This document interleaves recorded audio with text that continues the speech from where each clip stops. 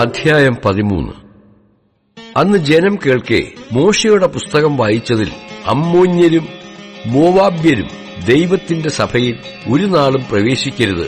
അവർ അപ്പവും വെള്ളവും കൊണ്ട് ഇസ്രായേൽ മക്കളെ എതിരേറ്റു വരാതെ അവരെ ശപിക്കേണ്ടതിന് അവർക്ക് വിരോധമായി ബിലേയാമിനെ കൂലിക്ക് വിളിച്ചു. എങ്കിലും നമ്മുടെ ദൈവം ആ ശാപത്തെ അനുഗ്രഹമാക്കി എന്ന് എഴുതിയിരിക്കുന്നത് കണ്ടു. ആ ന്യായപ്രമാണം കേട്ടപ്പോൾ അവർ സമ്മിശ്ര ജാതികളൊക്കെയും ഇസ്രായേലിൽ നിന്നും വേർപിരിച്ചു. അതിനു മുമ്പേ തന്നെ നമ്മുടെ ദൈവത്തിന്റെ ആലയത്തിലെ അറകൾക്ക് മേൽവിചാരകനായി നിയമിക്കപ്പെട്ടിരുന്ന എല്യാശീബ് പുരോഹിതൻ തോബിയാവിന്റെ ബന്ധുവായിരുന്നതിനാൽ അവന് ഒരു വലിയ അറ ഒരുക്കി കൊടുത്തിരുന്നു. മുമ്പേ അവിടെ ഭോജനയാഗം, കുന്തുരുക്കം ഉപകരണങ്ങൾ എന്നിവയും ലേവ്യർക്കും സംഗീതക്കാർക്കും വാതിൽ കാവൽക്കാർക്കും വേണ്ടി നിയമിച്ച ധാന്യം, വീഞ്ഞ്, എണ്ണ എന്നിവയുടെ ദശാംശവും പുരോഹിതന്മാർക്കുള്ള ഉദർച്ചാർപ്പണങ്ങളും വച്ചിരുന്നു. ഈ കാലത്തൊക്കെയും ഞാൻ യെരൂശലേമിൽ ഉണ്ടായിരുന്നില്ല. ബാബേൽ രാജാവായ അർത്തക്ഷഷ്ടാവിന്റെ 32-ാം ആണ്ടിൽ ഞാൻ രാജാവിന്റെ അടുക്കൽ പോയിരുന്നു. കുറെ നാൾ കഴിഞ്ഞിട്ട് ഞാൻ രാജാവിനോട് അനുവാദം വാങ്ങി യെരൂശലേമിലേക്ക് വന്നാറേ എല്യാശീബ് തോബിയാവിന് ദൈവാലയത്തിന്റെ പ്രാകാരങ്ങളിൽ ഒരു അറ ഒരുക്കിക്കൊടുത്തതിനാൽ ചെയ്ത ദോഷം ഞാൻ അറിഞ്ഞു. അത് എനിക്ക് അത്യന്തം വ്യസനമായതുകൊണ്ട് ഞാൻ തോബിയാവിന്റെ വീട്ടുസാമാനമൊക്കെയും അറയിൽ നിന്നും പുറത്തെറിഞ്ഞു കളഞ്ഞു. പിന്നെ ഞാൻ കൽപ്പിച്ചിട്ട് അവർ ആ അറകളെ ശുദ്ധീകരിച്ചു. ദേവാലയത്തിന്റെ ഉപകരണങ്ങളും ഭോജനയാഗവും കുന്തുരുക്കവും ഞാൻ വീണ്ടും അവിടെ വരുത്തി.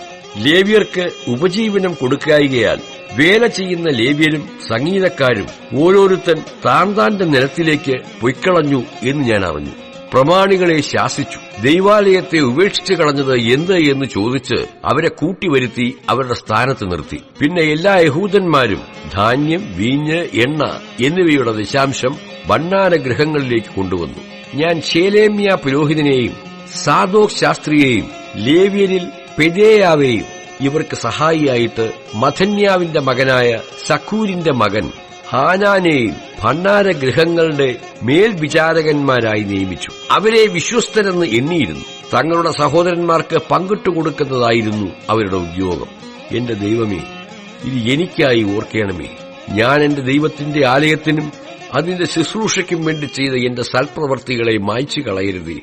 ആ കാലത്ത് യഹൂദയിൽ ചിലർ ശബ്ബത്തിൽ മുന്തിരിച്ചക്ക് ചവിട്ടുന്നതും കറ്റ കൊണ്ടുവരുന്നതും കഴുതപ്പുറത്ത് ചുമട് കയറ്റുന്നതും ശബ്ബത്തിൽ വീഞ്ഞ്, മുന്തിരിപ്പഴം, അത്തിപ്പഴം മുതലായ ചുമടെല്ലാം യെരൂശലേമിലേക്ക് ചുമന്നുകൊണ്ടുവരുന്നതും കണ്ടു. അവർ ഭക്ഷണസാധനം വിൽക്കുന്ന ദിവസത്തിൽ ഞാൻ അവരെ പ്രബോധിപ്പിച്ചു. സൂര്യരും അവിടെ പാർത്ത് മത്സ്യവും പലചരക്കും കൊണ്ടുവന്ന് ശബ്ബത്തിൽ യഹൂദ്യർക്കും യെരൂശലേമിലും വിറ്റുപോന്നു. അതുകൊണ്ട് ഞാൻ യഹൂദ ശ്രേഷ്ഠന്മാരെ ശാസിച്ചു. നിങ്ങൾ ശബ്ബത്ത് നാൾ അശുദ്ധമാക്കി ഇങ്ങനെ ദോഷം ചെയ്യുന്നതെന്ത്? നിങ്ങളുടെ പിതാക്കന്മാർ ഇങ്ങനെ ചെയ്തതിനാലല്ലയോ നമ്മുടെ ദൈവം നമ്മുടെ മേലും ഈ നഗരത്തിന്മേലും ഈ അനർത്ഥമൊക്കെയും വരുത്തിയിരിക്കുന്നത്? എന്നാൽ നിങ്ങൾ ശബ്ബത്തിനെ അശുദ്ധമാക്കുന്നതിനാൽ ഇസ്രായേലിന്മേലുള്ള ക്രോധം വർദ്ധിപ്പിക്കുന്നു എന്ന് അവരോട് പറഞ്ഞു. പിന്നെ ശബ്ബത്തിന് മുമ്പേ യെരൂശലേം നഗരവാതിലുകളിൽ ഇരുട്ടായി തുടങ്ങുമ്പോൾ വാതിലുകൾ അടപ്പാനും ശബ്ബത്ത് കഴിയും വരെ അവ തുറക്കാതിരിപ്പാനും ഞാൻ കൽപ്പിച്ചു. ശബ്ബത്ത് നാളിൽ ഒരു ചുമടും അകത്ത് കടക്കാതിരിക്കേണ്ടതിന് വാതിലുകൾക്കരികെ എന്റെ ആളുകളിൽ ചിലരെ നിർത്തി. അതുകൊണ്ട് കച്ചവടക്കാരും പലചരക്ക് വിൽക്കുന്നവരും 1-2 പ്രാവശ്യം യെരൂശലേമിന് പുറത്ത് രാപ്പാർത്തു. ആകയാൽ ഞാൻ അവരെ പ്രബോധിപ്പിച്ചു. നിങ്ങൾ മതിലിനരികെ രാപ്പാർക്കുന്നതെന്ത്? നിങ്ങൾ ഇനിയും അങ്ങനെ ചെയ്താൽ ഞാൻ നിങ്ങളെ പിടിക്കും എന്നവരോട് പറഞ്ഞു. ആ കാലം മുതൽ അവർ ശബ്ബത്തിൽ വരാതെയിരുന്നു. ലേവ്യരോട് ഞാൻ ശബ്ബത്ത് നാളിനെ വിശുദ്ധീകരിക്കേണ്ടതിന് തങ്ങളെ തന്നെ വിശുദ്ധീകരിക്കുകയും വന്ന് വാതിലുകളെ കാക്കുകയും ചെയ്യുവാൻ കൽപ്പിച്ചു. എന്റെ ദൈവമേ, ഇതും എനിക്കായി ഓർത്ത് നിന്റെ മഹാദയപ്രകാരം എന്നോട് കനിവ് തോന്നണമേ. ആ കാലത്ത് ഞാൻ അസ്തോദ്യരും അമ്മോന്യരും മോവാബ്യരുമായ സ്ത്രീകളെ വിവാഹം കഴിച്ച യഹൂദന്മാരെ കണ്ടു. അവരുടെ മക്കൾ പാതി അസ്തോദ്യ ഭാഷ സംസാരിച്ചു.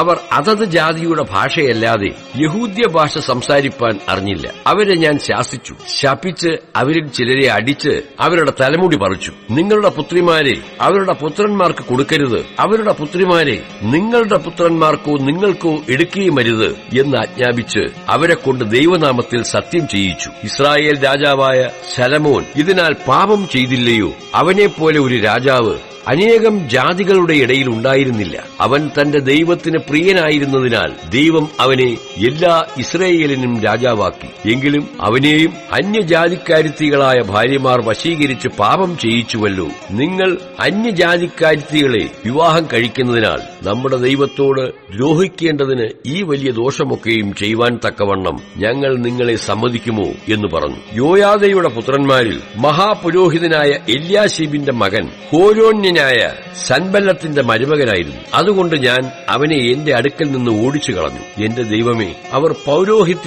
പൗരോഹിത്യത്തിന്റെയും ലേവ്യരുടെയും നിയമത്തെയും മലിനമാക്കിയിരിക്കുന്നത് അവർക്ക് കണക്കിടയണമേ. ഇങ്ങനെ ഞാൻ അന്യായമായതൊക്കെയും നീക്കി അവരെ ശുദ്ധീകരിക്കുകയും പുരോഹിതന്മാർക്കും ലേവ്യർക്കും ഓരോരുത്തന് താന്താന്റെ വേലയിൽ ശുശ്രൂഷാക്രമവും നിശ്ചിത സമയങ്ങൾക്ക് വിറക് വഴിപാടും ആദ്യ ഫലവും നിയമിക്കുകയും ചെയ്തു. എന്റെ ദൈവമേ, ഇതെനിക്ക് നന്മയ്ക്കായിട്ട് ഓർക്കണമേ.